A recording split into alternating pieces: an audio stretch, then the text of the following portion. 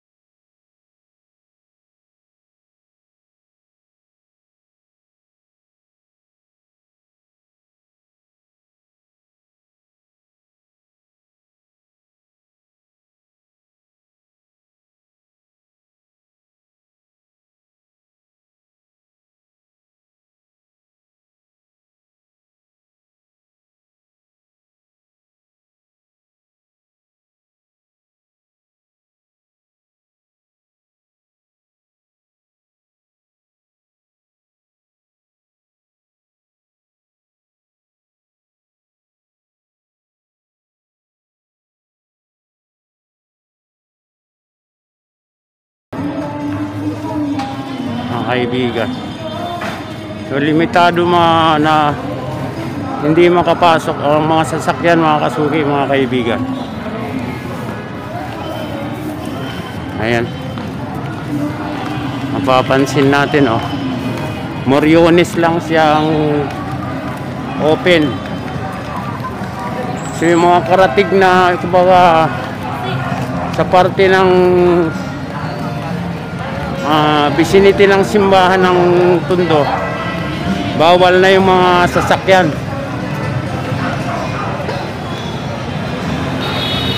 So ayan mga kaibigan, mga kasuki. Ayan, ito ay Tondo proper. Ayan, may mga rescue unit. Ayan mga kaibigan, mga kasuki. So yan, hanggang dito na lang yung sasakyan, hindi na siya nakakapasok. Iikot na siya ng mga kaibigan. Iikot na siya ng Moriones.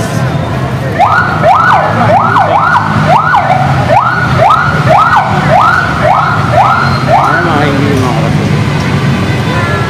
So ayan. Ayan mga kaibigan, mga kasuki, ayan, meron sila ditong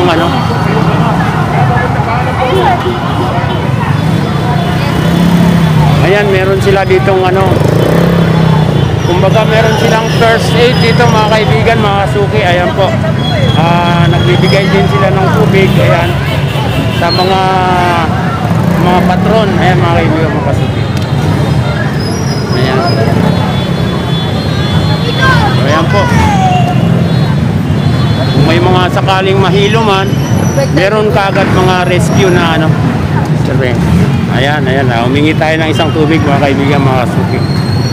Ayan, kumbaga mga yan, mga volunteers. So yun lang mga guys, ikot pa tayo. Happy Fiesta Tondo, Happy Fiesta Santo Niño.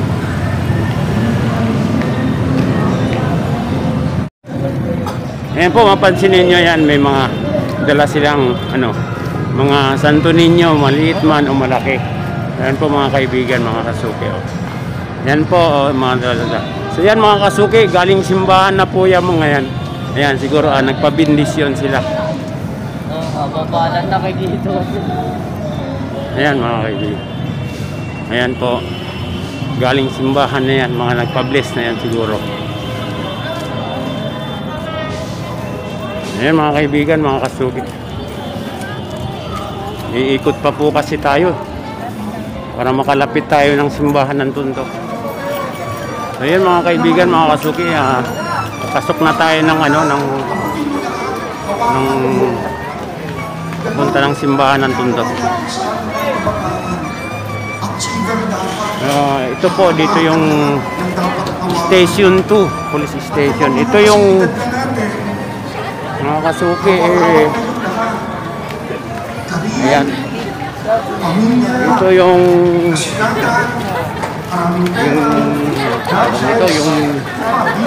din yata yan. Gusto natin itong kawakan ng kanina. Ayan mga kasuki, may misas yan. Ayaw natin itong bibitawan. Ayan po. Kasi sa tingin natin, lahat ito ay mahalaga na dapat natin aakawakan. At kung ano, Siguro hindi na tayo sa ating mga kamay, kung titignan natin, makapasok sa loob mga kasuki, mga kaibigan, dahil maraming tao. Katakida. So baka hanggang dito na lang po tayo. Hindi na tayo sisiksik sa loob mga kaibigan, mga kasuki. Ayan Kapag po. tinitignan natin ang Santo Niño, madali sa ating sabihin na hawak-hawak niya sa kanyang mga kamay ang mundo, ang sentro, ang kapangyarihan. Ang mga iba dyan, mga kaibigan, mga kasuki, sinasabay na nila yung ano, yung binyan, ibinibigay sa sa atin kapistahan. ang kanyang mundo. Tayo ang kanyang mundo. So, Ibinibigay sa atin ang kanyang kapangyarihan. kumbaga parang tiyago Pagkamat din ito siya mga ay kaibigan, Diyos, mga kasuki. pinagkalahat ang kanyang pagiging Diyos. Ibinigay ng buong buo sa atin. Binitawan niya sa kanyang mga kamay para siya ay makapagbigay. Yun ang pinakadakila. Hindi ka dapat na magpakababa. Ayan mga kaibigan, mga kasuki, Binitawan ka mga para maninimba ng na mas mataas ang halaga. Santo Niño. Ang Ayan Santo mga Niño kaibigan. natin, hindi po siya So nanatiling ayan po, bata. may mas. Siya ay lumago sa pag-ibig, karunungan at kapanalan. At patuloy siya sa kanyang pagbubukas ng palad. Initawan niya yung kanyang kapangyarihan. Naging katulad natin siyang aba, naging tao, dumaan sa tamang proseso.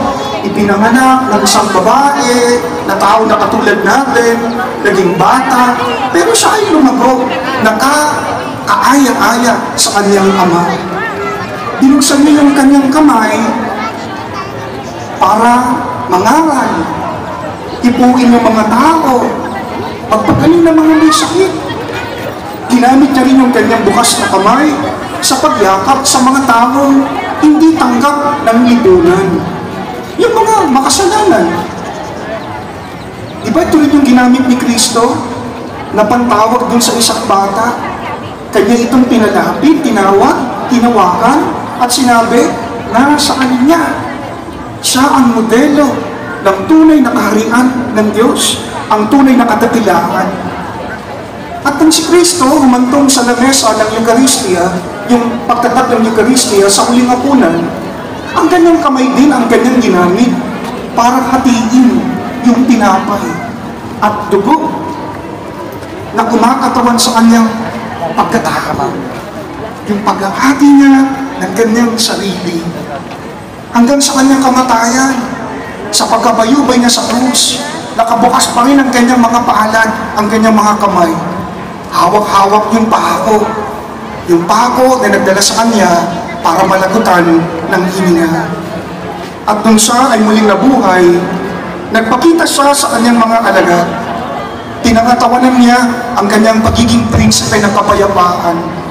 Ang dala niya sa kanyang muling pagkabuhay ay kapayapaan. Ipinakita sa kanyang mga kaibigan ang kanyang wasak at butas ng mga kamay. Mga kapatid, ito yung hiwaga ng pagbubukas ng palad. Tiyak, pag nagbukas ka ng kamay sa iyong kapwa, masasaktan ka, masusugatan ka, pero dito mo lang din makikita ang tunay na kabuluhan ng buhay. Doon may alaga, doon may ganda ng pagbubukas ng mga kamay. Mga kapatid, lalo na tayo mga taga-Tondo, Kapag sinara ninyo ang inyong mga kamay na dating nakabukas at inyong sinara, alam niyo po yung kahantungan niyan? Magkakasakit tayo. Ipagsusuntok niyo yan. Magdadamot kayo. Magiging makasarili kayo.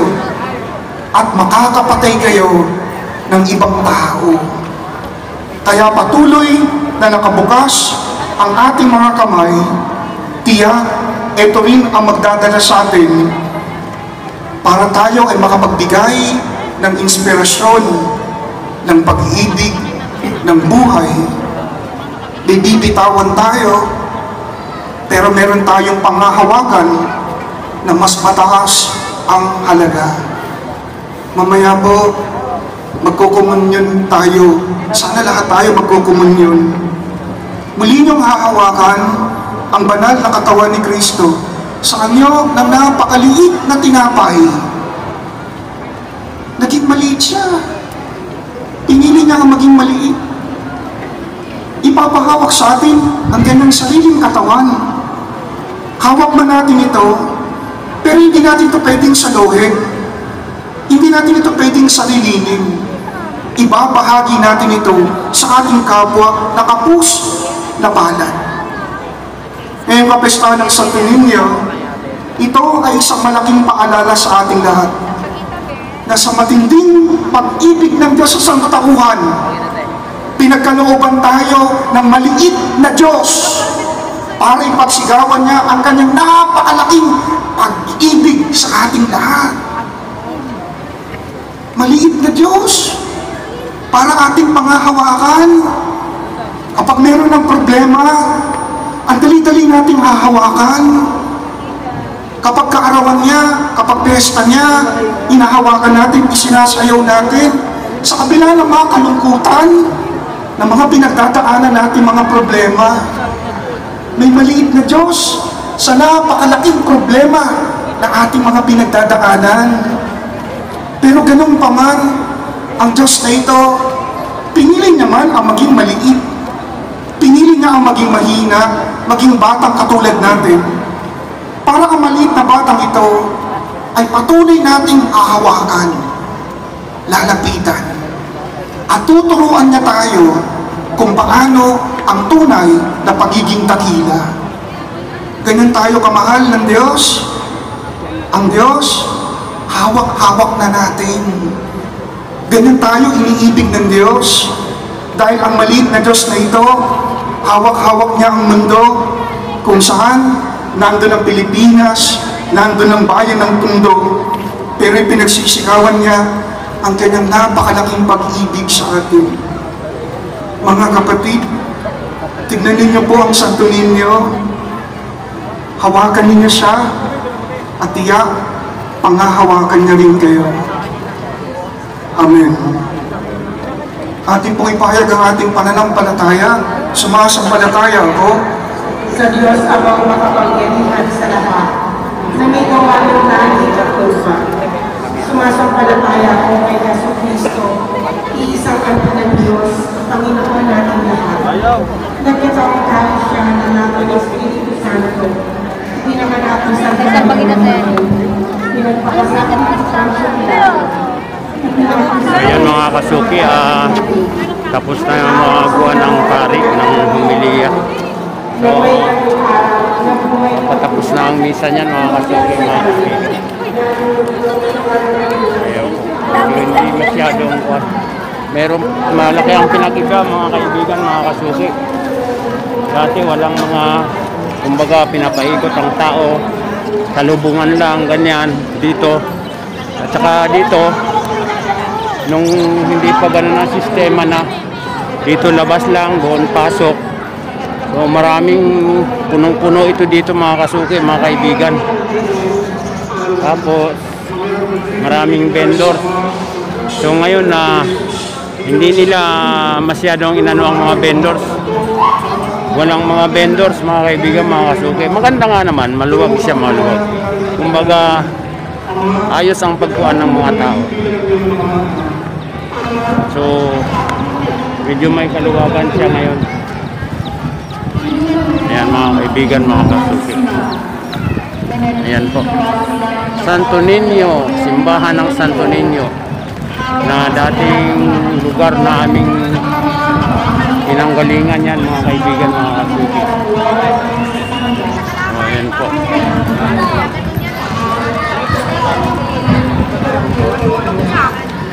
Ayan mga kaibigan, mga kasuki, doon mayroon din may kuwan din doon, may bantay din. Ayan mga kasuki, mga kaibigan. Labas na po tayo. Doon tayo sa palabas.